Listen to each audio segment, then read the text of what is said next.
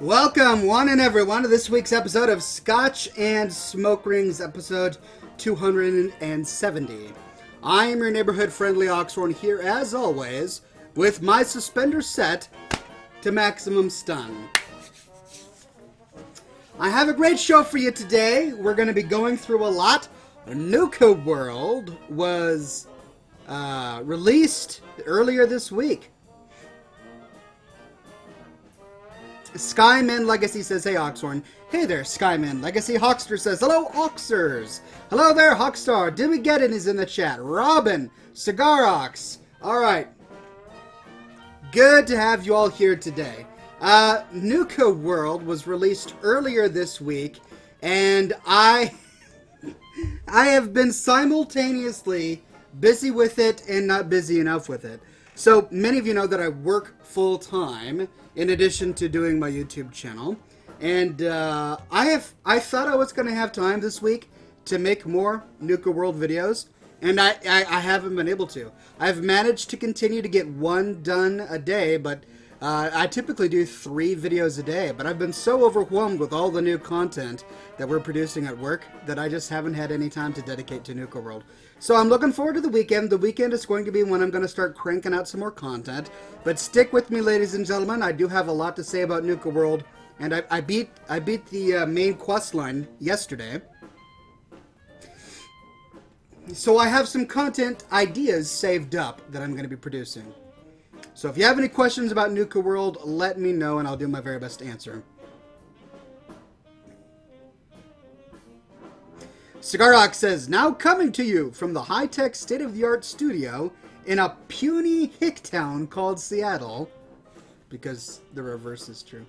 It's Scotch and Smoke Rings. And now, here's the man for whom news wouldn't be news without the news. Here's Oxhorn.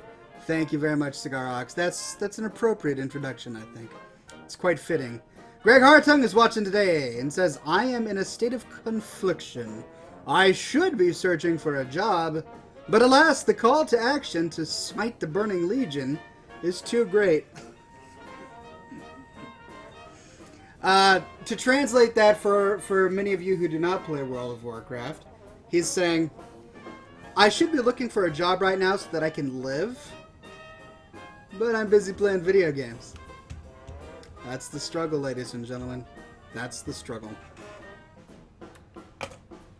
I forget who it was. I think it was probably a meme on Reddit or something. Maybe it was a celebrity chef. But the meme said something like,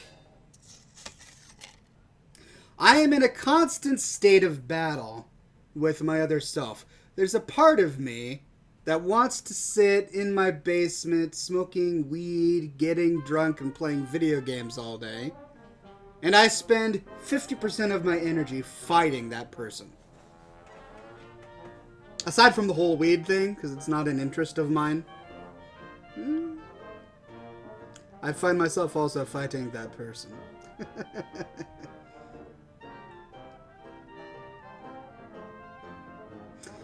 The Banty Thatcher says, what's your personal favorite part of the DLC? Hard to pick. Hard to pick. It's a good DLC. I haven't really formalized my thoughts on it yet. I don't think it's as good as Far Harbor. I really liked Far Harbor. But it's still really good. Nuka World is a great DLC that's good for Fallout 4 as a whole. It's honestly something that should have been in Fallout 4 from the beginning. And the reason I say that is because before Nuka World, there was no pure evil option. Now, people like myself, who sided with the Minutemen, would say things like, well, there are plenty of evil options. The Institute is an evil option. The Brotherhood of Steel is an evil option. But they're only evil if you kind of think about it. Raiders are just evil. You don't have to think about it. There's no redeeming quality in Raider culture at all. And that was something that Fallout 4 had been missing until Nuka World. So I'm actually really glad that we now have an option. If you really want to be an incredibly evil character, if you want to do an evil Raider gameplay, you now can. And I also really like the fact that there's the entire settlement system has been reborn. It's been revolutionized. Like, before this DLC, it was just the Minutemen. You were going out and you were founding settlements for the Minutemen. There was really no other reason. The Institute didn't have a reason for the settlements. They were just sort of there. The Brotherhood of Steel sometimes raided them for supplies, but other than that, they weren't really there. And then the Railroad didn't care about the settlements at all. But raiders want the settlements. And I'm not going to do many spoilers, but the entire raider faction, if you side with that faction, it injects new life into the whole settlement system for Fallout 4 that acts as a great alternative to the Minuteman approach.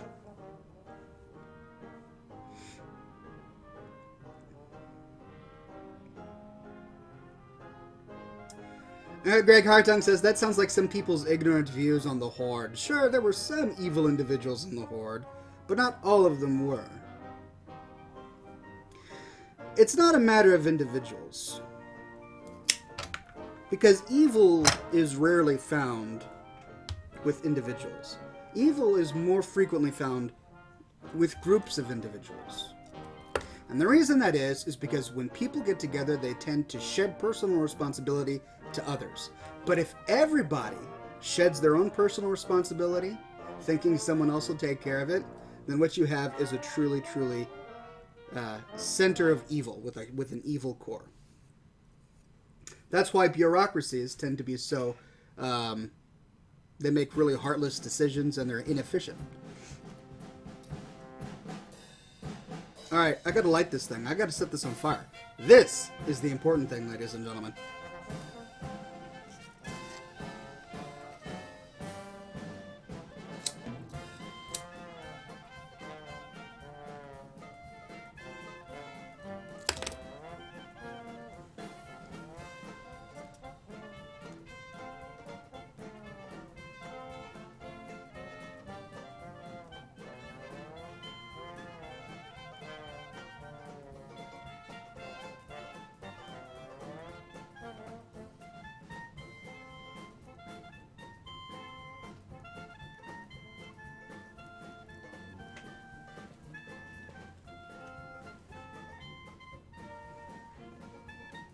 I get many messages from viewers saying, Oxhorn, you're lighting that cigar incorrectly. You're not supposed to use a gas-filled lighter to light a cigar. You should only use pure butane or a wooden still.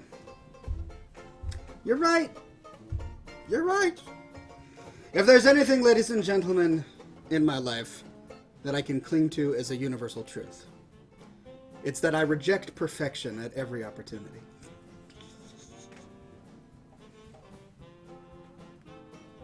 But today, I lit it perfectly.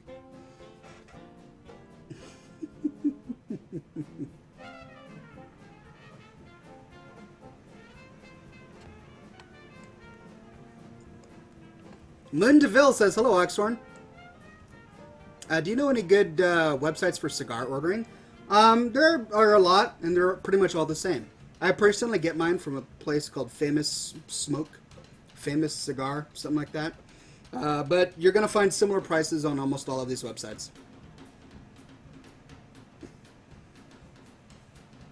How long did it take you to complete the major quest in the DLC? Not long. The thing is, I didn't have a lot of time this week to play the game. That's why it's been so slow for me to produce content. I'd say I could, from start to finish, if we're talking about just pure in-game time, I probably beat the major quest line in... Did I just disconnect? Did I just disconnect?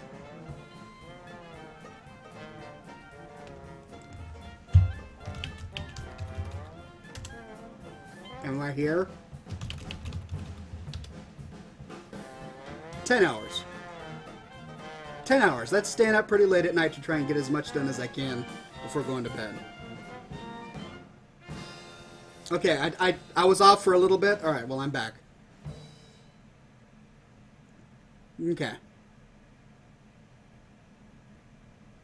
I'm having some lag freeze issues on YouTube. I'm not uploading anything, so I'm not sure why this would be, but I've tried to turn off everything on my machine.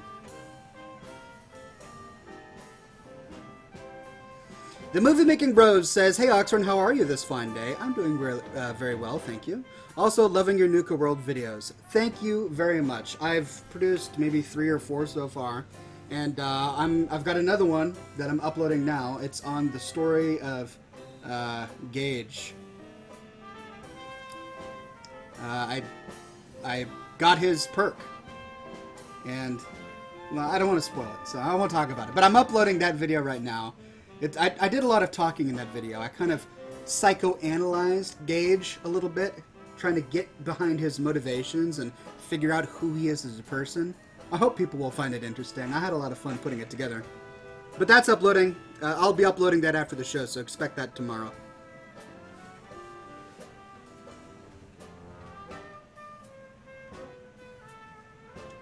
Dragonite says, "Sweet, I love your lore videos." Thank you. This isn't strictly part of my lore series.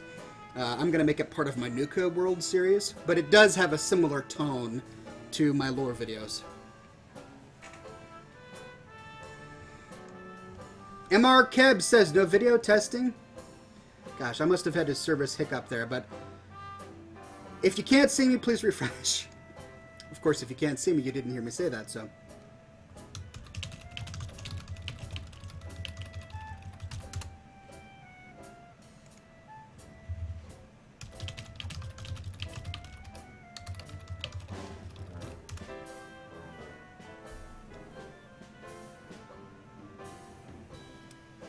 Today we are smoking a Henry Clay stock-cut box-pressed cigar. I made a big deal about these last week because they were new and I was enjoying them so much. 1 week later and they're just as good. This is my second to last one. I only have one more after this and I'll be sad when it's gone. But I love the way the packaging for a good cigar. You can tell a quality cigar based on how it's packaged. Look at the way they coiled the head there. I've got 2 different cameras that I'm having to show this to. YouTube, Twitch. YouTube, Twitch. Anyway, I just think that attention to detail really separates the quality handmade cigars from the machine-made cigars.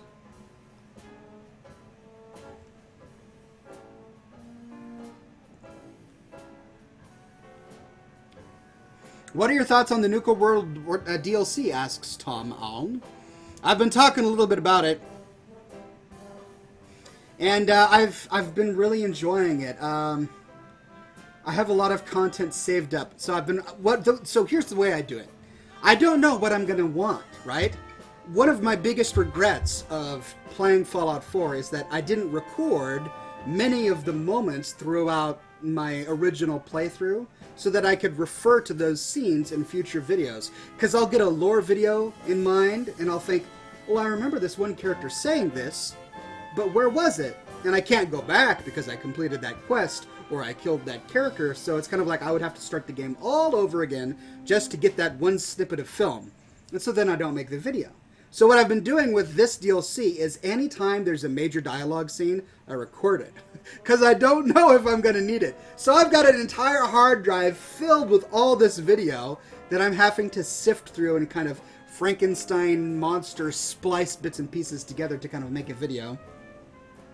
Anyway, that's what I did today with the Porter Gage video. I referred to many different things in the interaction with him, which I think made it a more compelling video, so I can't wait to get some feedback on that tomorrow. But I've basically got a list of 10 different video ideas that I want to make. It's just, I got to sit down probably tonight and tomorrow and go back through my 10 hours of gaming and find the appropriate videos and put them in the right timeline. It's a bit of a job, but it makes for a more compelling video, so hopefully you guys will like that.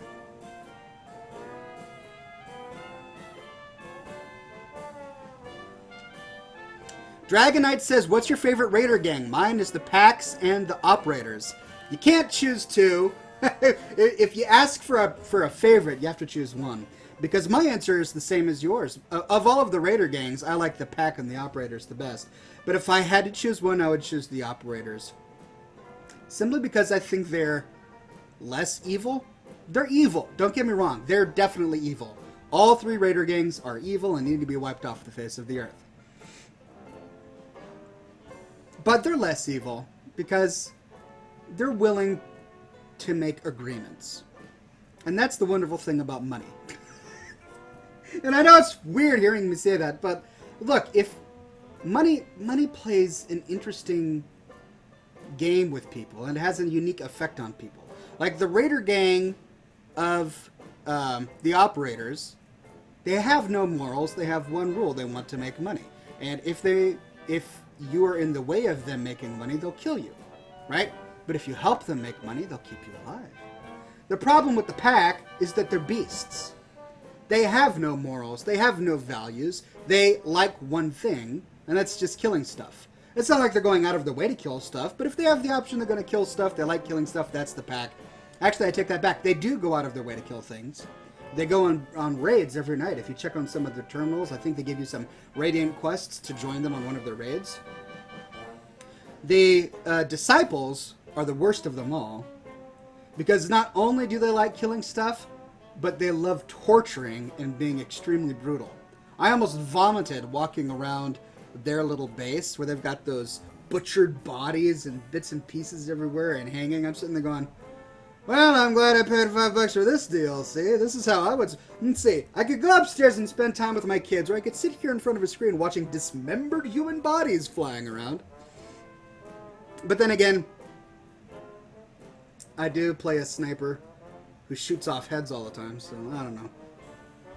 Anyway, the Disciples just love the gore and the violence and the torture and the trickery involved. That Dixie, man, she is one evil raider. If you take a listen to some of her holotapes inside the Disciples headquarters, man, she messes with people's minds. She's just pure up evil. And she collects those holotapes as a souvenir. So the Disciples are the worst. I like the Operators because there's at least some form of reasoning with them. Yes, they're evil and horrible, and they're going to take your money if they can. But if you're valuable to them, they're smart enough to keep you around. I also like their outfits the best. They've got the best costumes. They've got those sort of suits underneath, and the bullets wrapped around their waist. I think those look cool.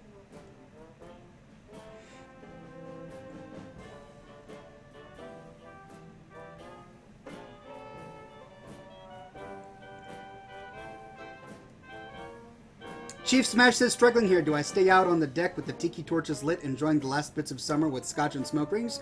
Or do I go downstairs and play Legion while watching Scotch and smoke rings? You know what I would choose. I'd choose the tiki torches, the setting sun, and a nice cigar. That would be my choice.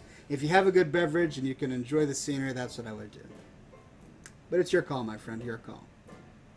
Nuka Fishy says, Sam here. The Operators are similar to how I personally would run a raider gang. More organized, but still ruthless in their execution. The pack is too wild and disorganized, and I feel the bloodthirst of the Disciples would get in the way of business. Yeah, that's exactly how I feel, right? If you're so... I've actually said this on the program many times before. If you're a fanatic, if you're too focused on one cause, which in the case of the Disciples is bloodlust and bloodthirst, if you take a look at their terminals, they constantly say, hey, the Disciples only have one rule: don't get caught. Well, okay, that's fine. That means anything can go, though, including insurrection. And that's not how you maintain a raider gang. You can't live in fear that your gang is going to completely have a civil war all the time just because the one rule is don't get caught.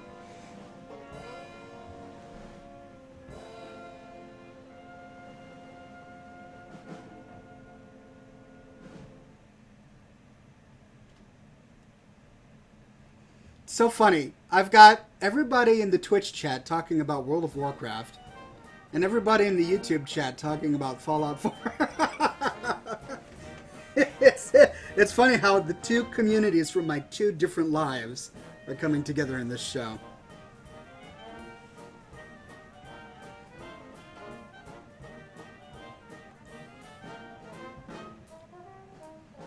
Canadian YouTuber says, my question is, what do you think of YouTube cracking down on non-advertiser friendly videos? I ask this because it affects everyone on YouTube. I know my question is not Fallout 4 related, but it is important. Thank you for asking. It's extremely troubling. I think they're going about it the wrong way. This is what they're doing, for those who don't know. And I haven't been affected by this personally, but I could see it happening to me in the future, right? Like, I smoke cigars on my program. I personally don't think there's anything wrong with me smoking cigars. I'm within my rights as a human being to smoke cigars. But I could see a scenario 10 to 15 years from now where some viewer goes, oh, that cigar smoking, it triggers me. So I'm going to report Oxhorn, and then YouTube, out of an abundance of caution, bans Oxhorn's channel, and suddenly I'm no longer making revenue. That kind of fear goes through my mind every now and then, just due to the nature of our current culture. But basically what's going on is YouTube is cracking down on certain YouTubers and removing their ability to monetize their own videos because their content is not advertiser friendly. That's a vague term that allows them to ban any kind of content they want for any reason they want. And most recently what has happened is people are saying that their channels have been non-monetized because they use a lot of swear words. Okay.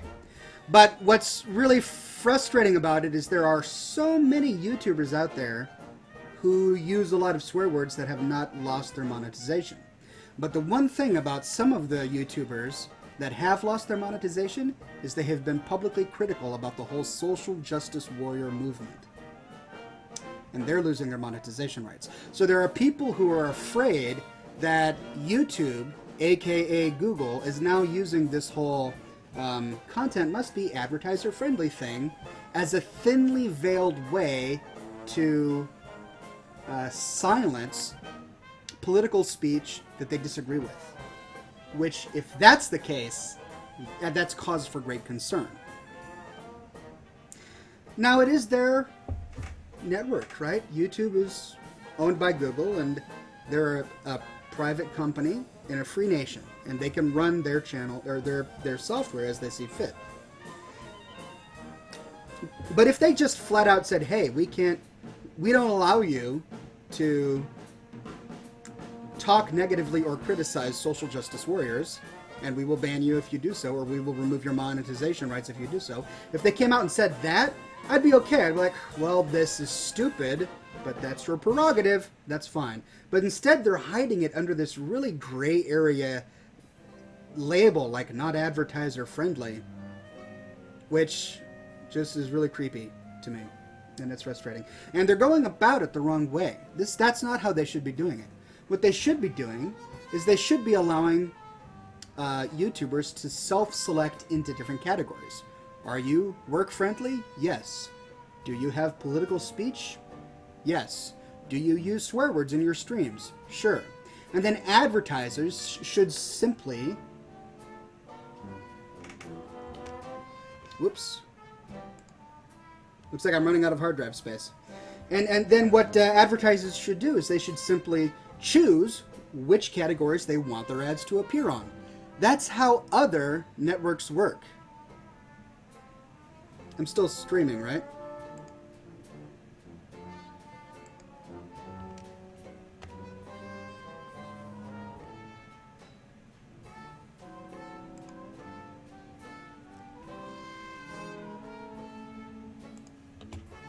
Sorry, hold on.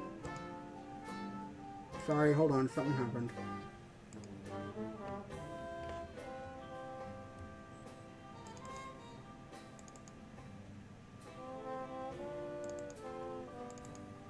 Something happened. Hold on.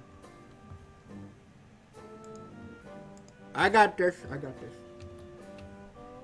Stick with me. Here we go.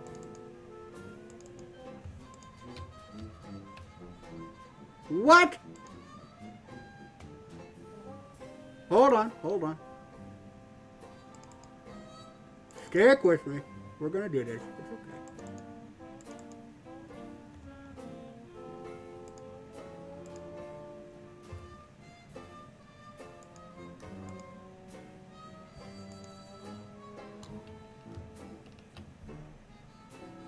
Almost there. Almost there.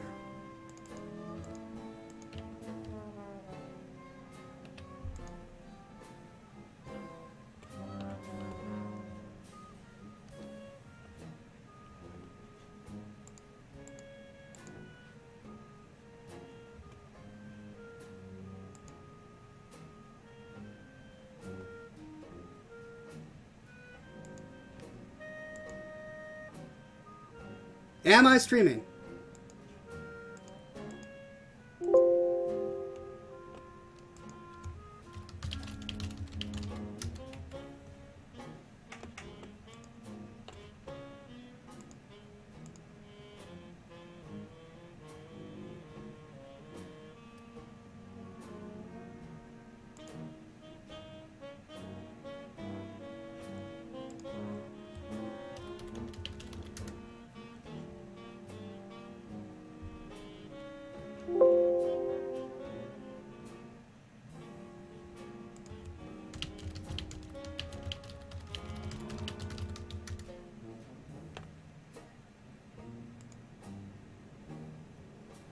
There we go. There we go. Sorry about that. Hopefully you can see me now. Right. I realized that was creepy. Here I am criticizing YouTube, and in the middle of me criticizing YouTube, I go off YouTube. Please, do not fear. This is not a conspiracy. YouTube has not banned me or kicked me. No, I did not get banned. I have not been banned. I have to write this now. I did not get banned. What happened is, while I'm streaming, while I'm broadcasting, I'm also recording a copy locally on my hard drive. But as I said at the beginning of the broadcast, I've been recording absolutely everything that's been going on while I'm playing Nuka World, so that I have something that I can use when I build a video, and that's been eating up all my hard drive space. So... So what happened is when I completely filled up my hard drive, for some reason, it stopped both of my broadcasts. What it should have done is just stop the recording, but it stopped both broadcasts. So I'm sorry about that. But I'm back on. What it is, I moved about 10 gigs over to another hard drive, so hopefully... hopefully that's enough. We will see. We will see. Anyway, as I was saying, what YouTube should do, and this is the way other ad networks do, is they should just give advertisers an option. They should say, hey, advertisers, do you want your videos to show up on channels that have a lot of swearing? No? Okay, well then we just won't show your ads on their channels. Still allow the content creator to monetize his or her videos, but only from advertisers that are comfortable having their ads on really... objectionable or gray area channels. Don't ban the channel. Don't completely non-monetize the channel. That just seems Orwellian to me. Really Orwellian to me. And that's bothering me, to be perfectly honest. Anyway, so those are my thoughts on that. I'm so glad you asked. Let's get back to my cigar and my beer.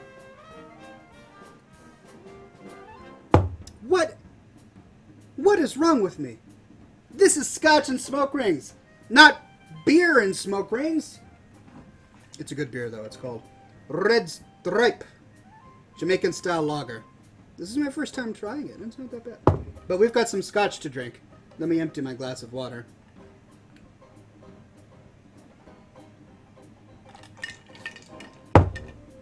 Scotch. 10-year-old Glenn Cullen.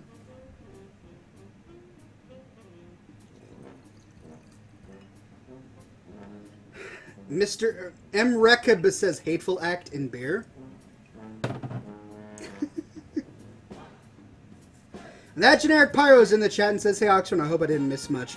Not much, just a few rants on this and that. Cheers, bottoms up.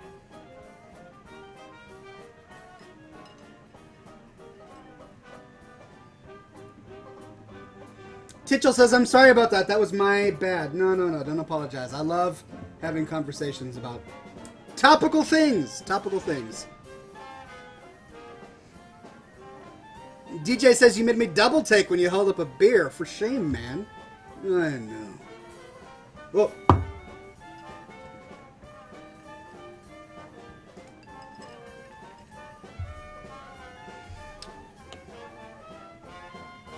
Adrian says, hello Oxhorn and greetings from Argentina. Have you ever tried electronic cigarettes?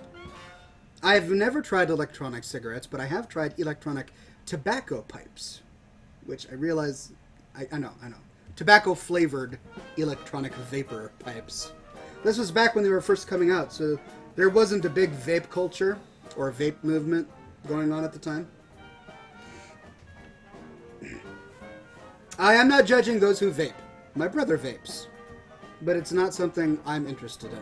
That said, however, I think that it is an infinitely better solution than cigarettes. I do think that cigarettes I think they're like engineered specifically to addict and kill. There's really little redeeming factor within cigarettes, whereas with cigars, they have an entire culture behind them and a lot of history, and you can smoke them in an appropriate way where it's not abusive. Same with tobacco pipes. And the nice thing about the whole vaping thing is that it does remove a lot of the tar that is the cause of cancer in cigarettes. So.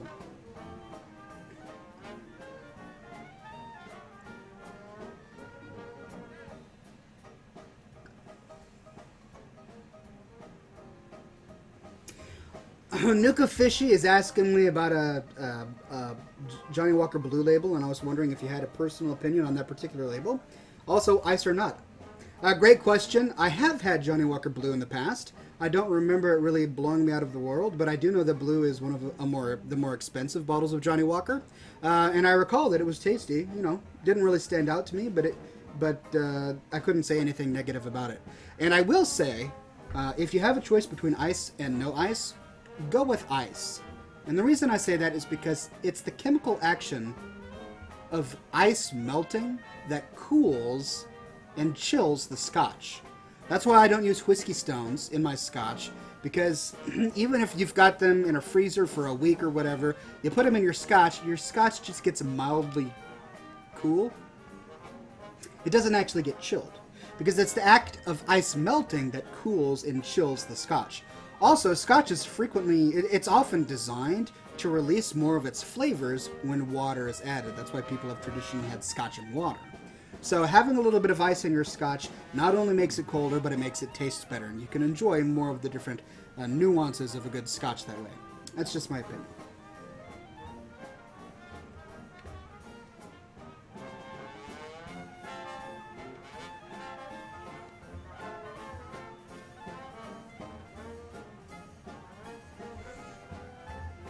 Jared says, if you ran out of scotch and had to drink beer, what beer would you prefer? Probably a Belgian beer. Chimay is one of my favorite beers. It's just so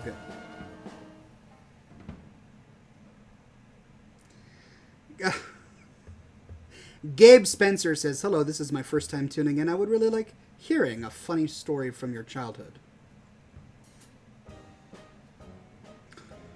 Oh, my childhood. A funny story from my childhood. Oh my gosh. I am so unprepared for that question.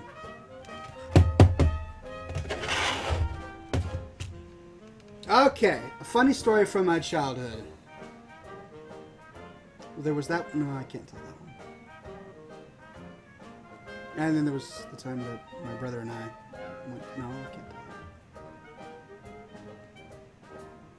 Remember, Oxhorn, they see you as a role model. You can't tell them about your true childhood.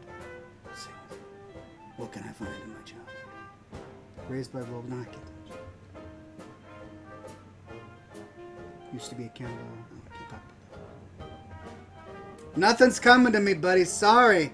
Give me a chance to think about it a little bit. I'll try to come up with a funny story from my childhood. Matthias says, yeah, Belgian beer. Belgian guy right here. The Belgians really make some of the best beer, I have to say. I discovered it just by accident. I tried it once, and it was so good. Jarvis says, did you have a beard even when you were a kid? Yeah, this is how I popped out. Hello! That's the way it went. It scared some people. That's how it went.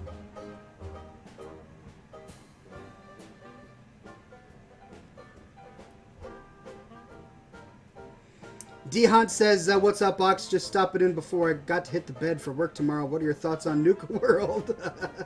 Oh, I'm really enjoying it. There's a lot of content, a lot of new content. As I said earlier in the program, I think I like Far Harbor better, but Nuka World is a welcome addition to the Fallout 4 universe.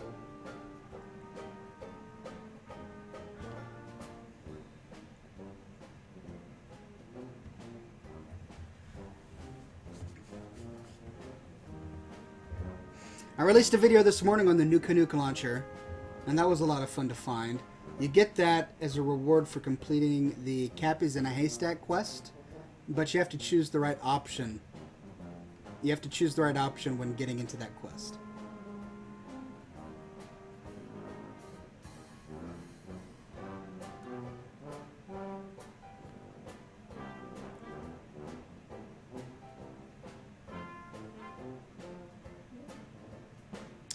I love Far Harbor. What is your favorite gun, says Master Blaster. Well, I mean, in terms of practical use, the one I use every day is my Gauss rifle. It's just the most powerful weapon. It's easy to use.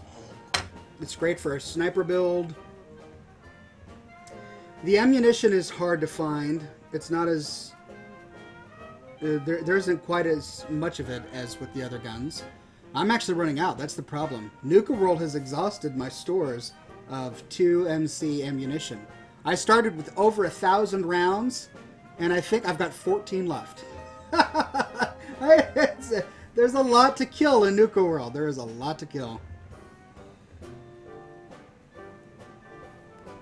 Jarvis says, I find the Gauss's slow fire rate to be frustrating. Outside of VATS, it is very frustrating. I would never use it outside of VATS. Unless I was on an overpass somewhere and my target was far below me and I had the time to just pick them off one by one. That's what the Gauss rifle is good for. But it's not good from a fire from the hip scenario. And when I find myself in those scenarios, it's really tricky using the Gauss rifle outside of VATS. So I use VATS a lot when using that weapon.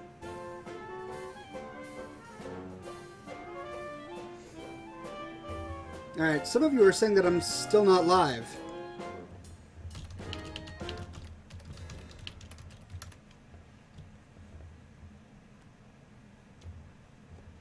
NCR Ranger Dread says, have you considered playing Ark Survival? I have. I've been taking a look at it. There are a couple other games that I'm looking at. One is called Tempest. That looks really interesting. It's a pirate ship adventure where you outfit your ships and you go and shoot cannonballs on the high seas. Sounds interesting. I might be interested in that game. As for Tempest, I'm sorry, as for Ark Survival Evolved, I'm so tired of survival games. I'm sorry, I'm just so tired of survival games that if it has the word survival in it, I just don't even want to play it. That said, you know, everybody's telling me how amazing this game is going to be, and so I've been watching the videos, and it looks all right, but the problem is I've never been really fond of dinosaurs. Like, I mean, I don't know. I just don't want to play a game where you're riding a bunch of dinosaurs. It's so silly to me that I don't know if I could get a lot of enjoyment from it. That and the fact that it's another survival game. Excuse me. I don't know. It's just not standing out as something that I would want to spend my time on.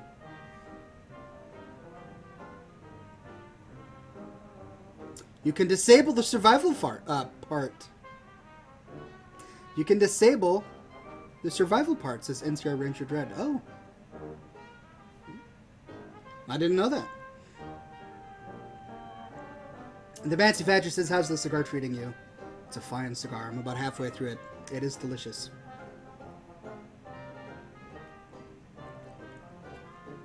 Merbane says, assault rifles make even decent snipers and still good at close range.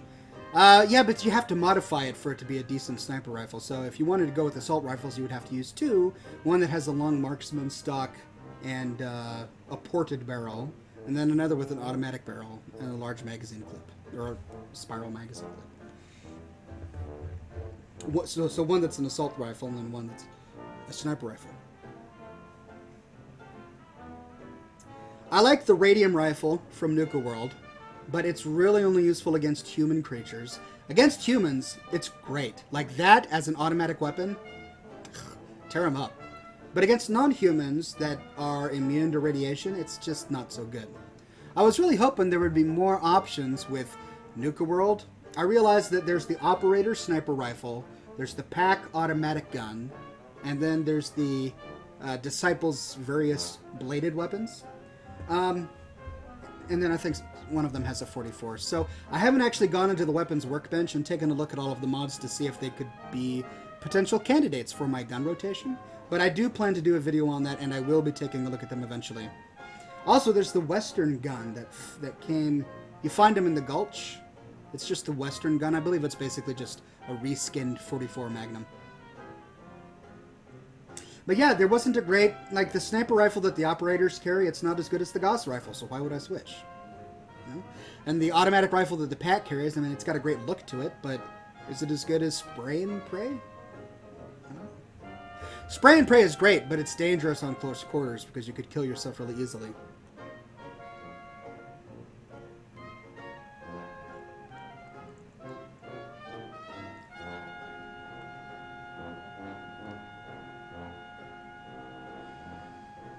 Dragon Knight says, what are you drinking? I missed that part of the stream. Sorry, no worries. I am drinking some Glencullen 10-year.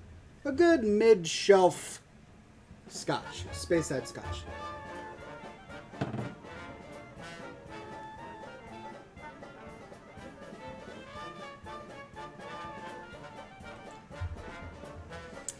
Bert! Good to see you, Bert. Says that Nuka World seems more geared towards melee weapon upgrades. I have found a lot of melee weapons. There's a rocket bat that the Pack has, and I gave that to Kate, and she loves it. I'm going to be taking a look at many of these different weapons here eventually, but there are so many that it's a little overwhelming. I want to make sure that I find them all before I create a video on it.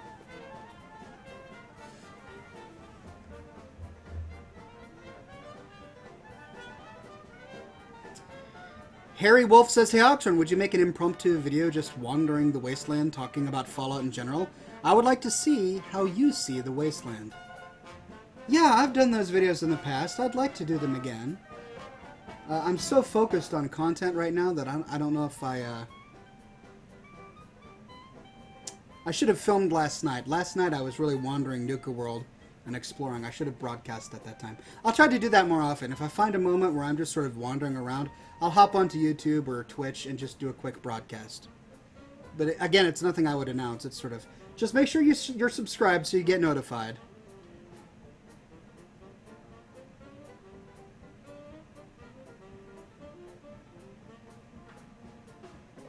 Kim Valencia says there's no new rocket bat, just new mods for the regular bat. Also, the operator sniper and the Pack rifle are the same gun with just different mods on it. Oh. Oh! That makes a lot of sense. Thank you. I'm going to have to figure all this out before I do a video on it.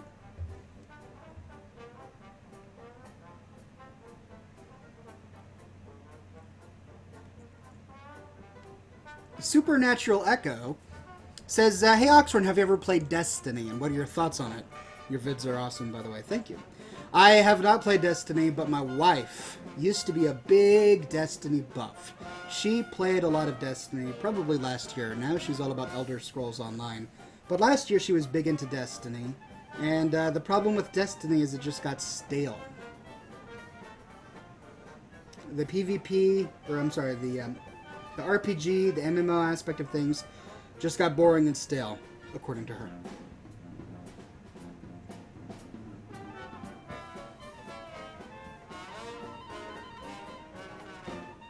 D-Hunt says, I'm currently on my infiltration build, and with her I never wear power armor, although I do want the space armor from the Star Cores. Yeah, I finally got that today, or yesterday. I'm shooting a video on it. I'm going to be shooting a video on that soon. It's a great set of power armor for those of you who use action points a lot, because it's got an action point refresh bonus on it.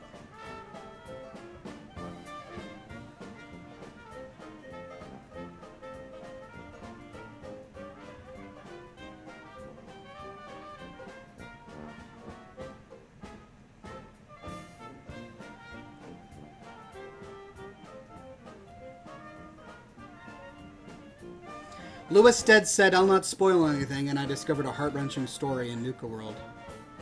I discovered one too, and I'm working on that right now. Probably come out in a week or so.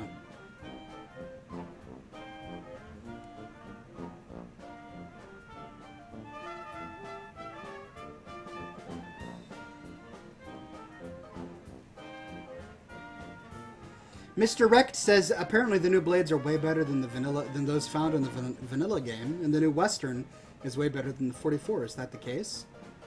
I haven't tried them out yet personally. I wouldn't be surprised. I'm sure it is.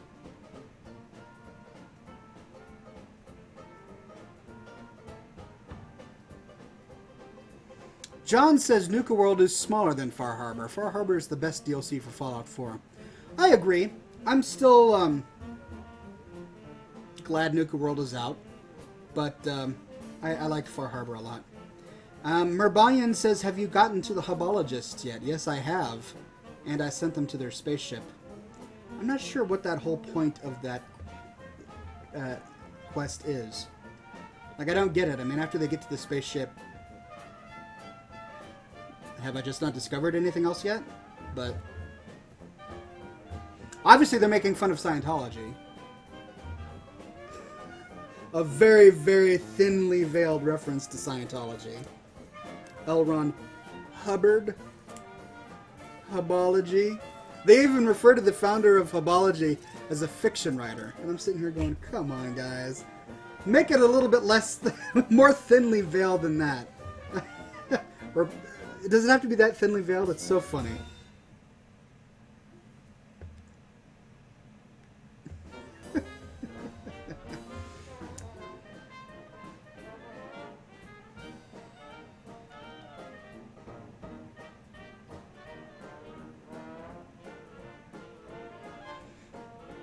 Number one, Claw13 says, hey, Oxhorn, do you think Nuka World is really the last DLC, or is Bethesda going to surprise us?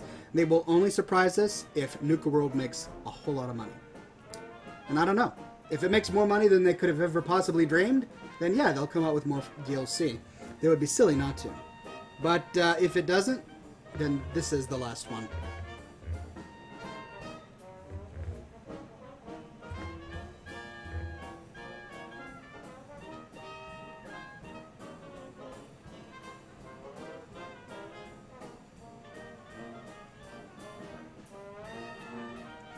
Kim says Hubology has shown up in earlier Fallout games. It's a running gag. Oh, I didn't realize that. Oh, okay, I get it.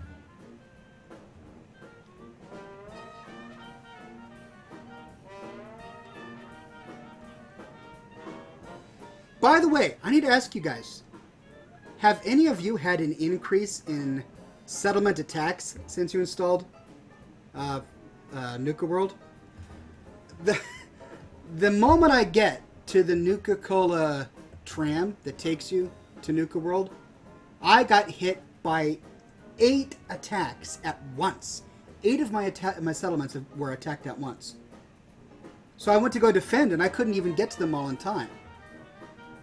But since then, I can't even... It's not just me, okay? Everyone's saying yes, yes, yes. So I've got every settlement in the game, right? 35 to 36 settlements. Every time I fast travel, whenever I land somewhere, I just get boom, boom, boom, boom, boom, boom, boom. And I gotta quickly go defend 6 or 7 new settlements. I fast travel to get to one of those settlements, and when I arrive, 2 more settlements are under attack. It's crazy. I've always gone to defend my settlements, but with Nuka World, I just simply can't. Like, even if I were to do nothing but defend settlements, I would never run out of settlements to defend because they're constantly giving me new settlement attacks. And it's a big issue because even if you're like me and you've built up all of your settlements, the game doesn't take your defense into consideration when rolling the dice to decide whether or not your settlement wins or loses the attack if you choose not to show up. I'm glad it's not just me, because for a moment there I thought maybe it was a mod issue, but now that I know that this is a systemic issue, I can produce a video on it.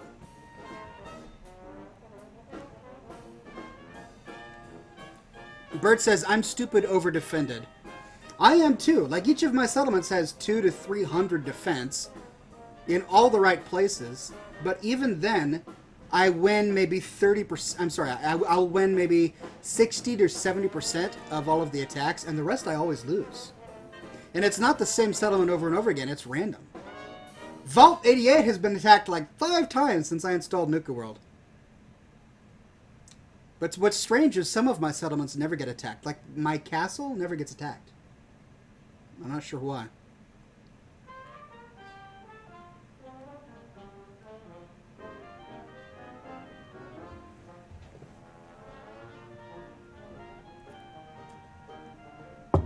Kim says, well, it's a Raider DLC. It makes sense that more Raider attacks would happen. Yeah, but when I went to defend, I don't think I got a single Raider attack. It was all Gunners and Super Mutants. Gunners and Super Mutants for every single one. It wasn't even a Raider attack.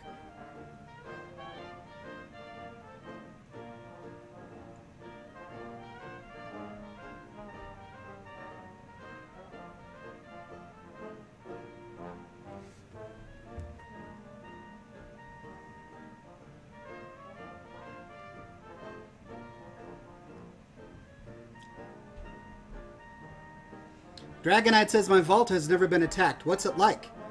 Well, there are 3 spawn points in Vault 88 for attacks, and they're at all of the 3 different entrances. So what I did is I have defenses set up at the beginning of all of those entrances. When I first got Vault 88, when I was attacked, they would get lost in my labyrinth of a vault, and I would have to hunt them down. It took forever. But now that I have defenses at each of the spawn points, they just die as soon as they spawn. So I never really have to worry about it. But that's only if I'm in the zone. If I'm not in the settlement, sometimes I win, sometimes I lose. But here's a pro tip. If you choose not to defend your settlement, and if your settlement fails to defend itself, the settlement only gets damaged if you go and visit it. And I actually recorded this phenomenon happen. You fast travel into a settlement that recently lost an attack. You sit there and wait a little bit, and then suddenly, maybe a minute to 2 minutes after you zone in, your generators will catch fire, and your missile turrets and machine gun turrets will break. And this is long after the enemies have disappeared.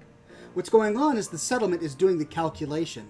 It's going, oh, okay, this settlement lost the dice roll, and now that the player is in town, we need to simulate how horribly defeated it is. But if you have a big settlement with a lot of scripts running simultaneously, a lot of assigned settlers to different objects, then it can take a while for the game to generate the damage in your settlement.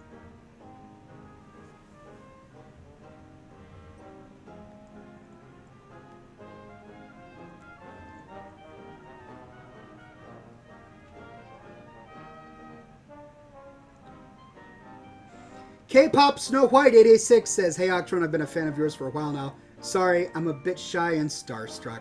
That's okay, I tend to have that effect on people. But that's alright, I'm just glad you're in the chat today.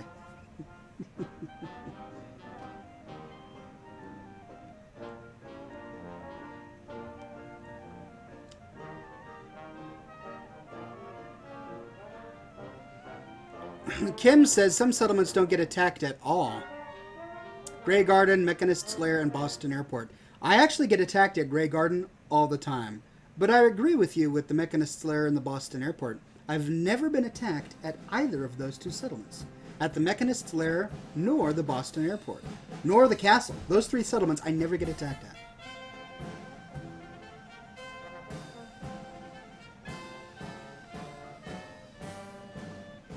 Stan Ulch says, is that a San Francisco sunlight? Looks like one, doesn't it?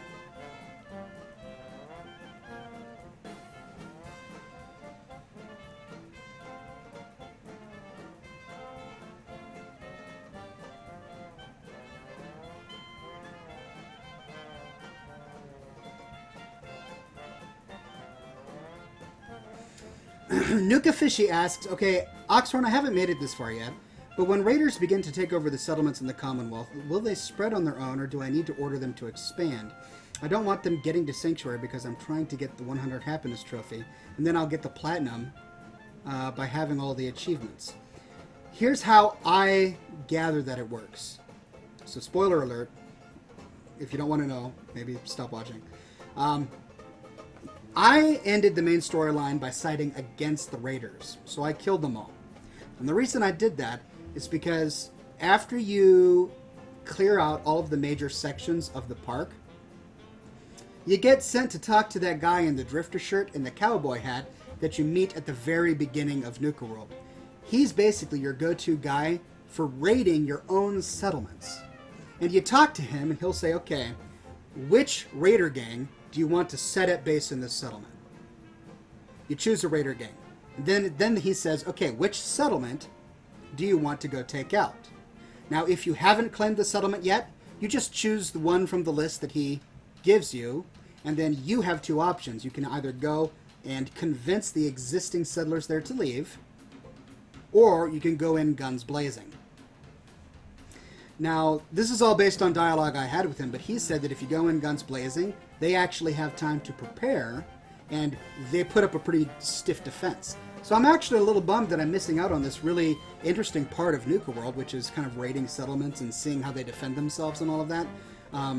But since they're my settlements and I don't want to raid my own settlements, I'm not going to be doing that. But if you try to convince them to leave, you have to pay them money, and sometimes they refuse to go anyway, forcing you to get violent with them to begin with.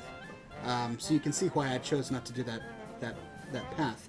But that said, once you take over the settlement, then it works just like when you assigned a raider gang to one of the 4 parks. That raider gang will just move into the settlement on their own, and you don't have to wait for them to appear. The raider gang will just appear in that settlement.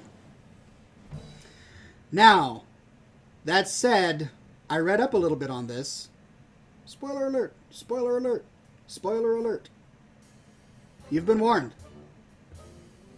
I read up a little bit on this, and apparently even if you choose to take out some of those settlements, and even if you choose to give those settlements over to the raiders, there is a point in the storyline where one of the gangs rebels against you and takes over the Nuka-Cola power plant, and you have to go and wipe them out. So, I mean, you're dealing with raiders here, right? This is why I chose the good ending, because you can't trust them. They rebel against you. They don't appreciate what you give them. They're raiders. What do you expect?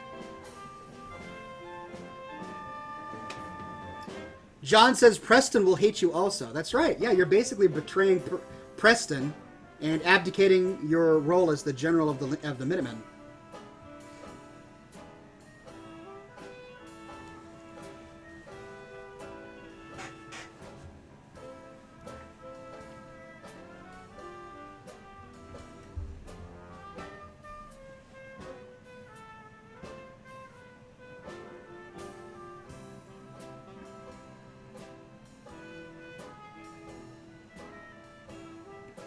Patrick says, is the player fast travel spawn point at the slog the same as the enemy attack spawn point? Because when I respond to attacks, I spawn in the middle of a pack of super mutants carrying missile launchers. Yeah, happens to me all the time. You're right. It is right there on the road there.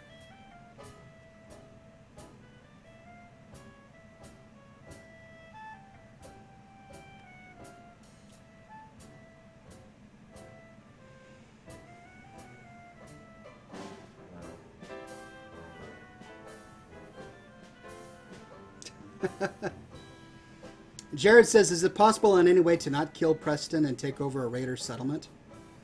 I don't know enough about it. I don't know if you actually have to fight Preston and kill him. I'm not sure if he turns hostile if you side with the raiders. I do know that he expresses his displeasure. So if any of you know whether or not Preston becomes aggressive, let me know in the comments here.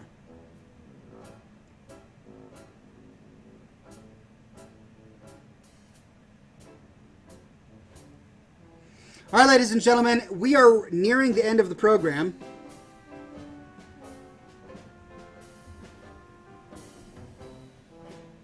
Is there a settlement you can build at Nuka World, says Voltaic Rage? And yes, there is. One. I don't think there's more than one, but so far I have only found one.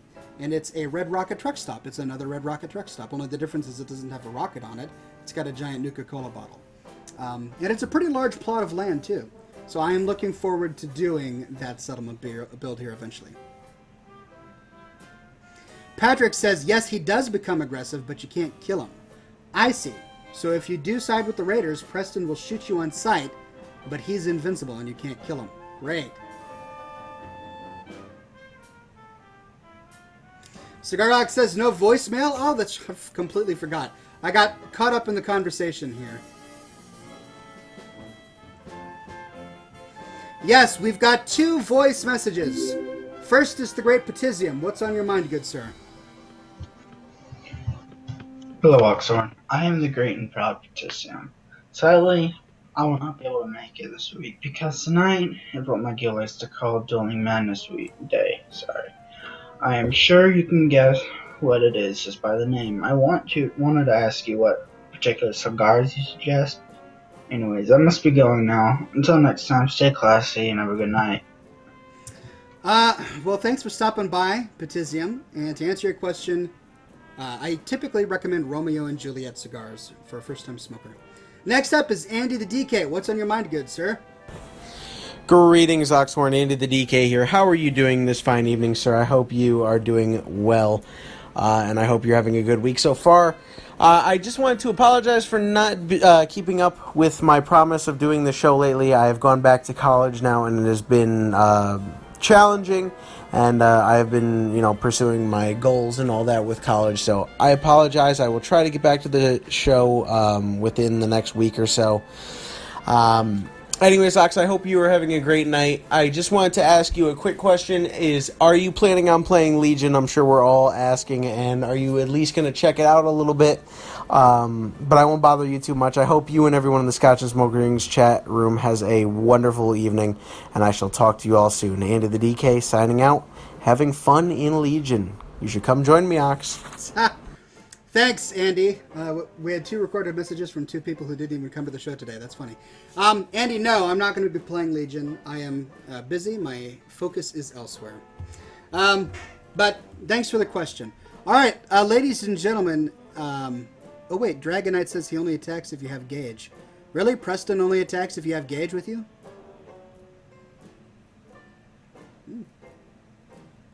I didn't know that.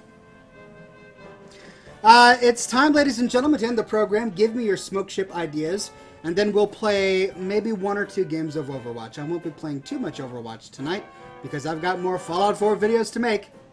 So, but you're welcome to join me on Overwatch. After the program here, we're going to be moving on over to Twitch, and on Twitch we'll be playing a little bit of Overwatch. Smoke ship from the Fancy Badger.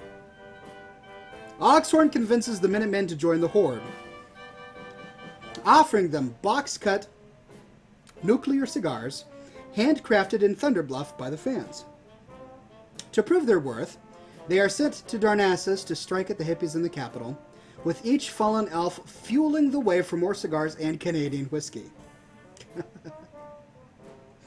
The elves unleashed something dastardly, a bowl of guacamole to drive the Minutemen back to Fort Independence. With the city in shambles, Ox and friends arrive to finish the job with their fresh batch of soul-infused cigars. Wow, this is getting... The fans joined in unleashing a masterful smoke galleon wrapped in bacon strips, picking up the hippies to drop them off in the middle of Skyrim without context, indeed. Only to be bitten and driven mad by vampires later.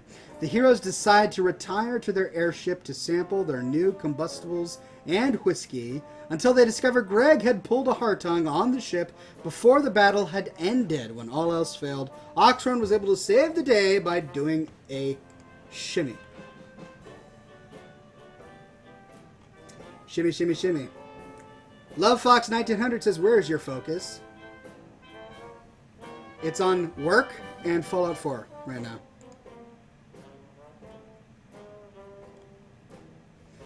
Alright, looks like the Fancy Badger has the smoke ship for the day, so here we go. Pay close attention, it'll only be there for a moment. Oh no!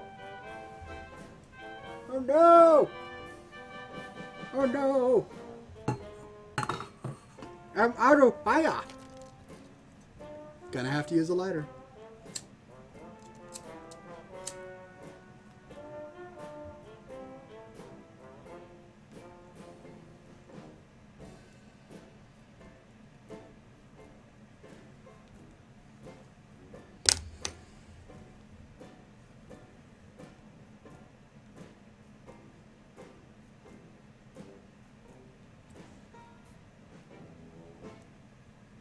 All right, here we go. Pay close attention. Smoke ship time.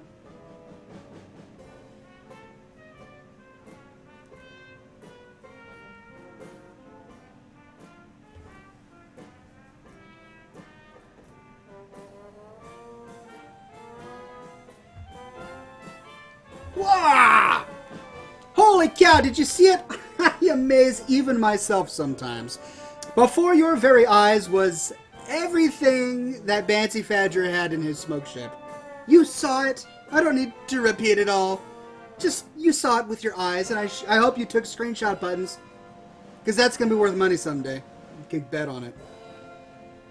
Sell it at auction. I was there when Oxhorn did Bancy Fadger's smoke ship. Right?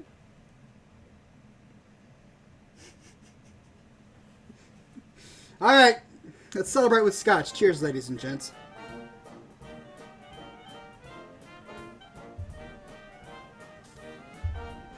Bancy Badger says, I saw the boat. It was amazing. What a ship. It'll hang on the Louvre someday. Yep. Hey, I'm right up there with Van Gogh.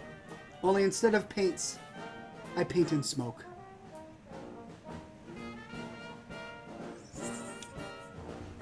All right, ladies and gentlemen. All right, well, that was a lot of fun. So we're going to move this on over to Twitch. For those of you on YouTube, if you want to join me on Twitch, I'm twitch.tv/Scotch and Smoke Rings. All one word. We're going to be playing a little bit of Overwatch, maybe 1 to 2 games or so. And then I'm going to get back hard at work on my Fallout 4 videos, all right? All right. So ending the program now, be sure to head on over to Twitch. I do have a link to Twitch in the description of all my videos, in case you just want to click the link. And I will see you also very soon. Be sure, my friends, that each and every single one of you stays classy.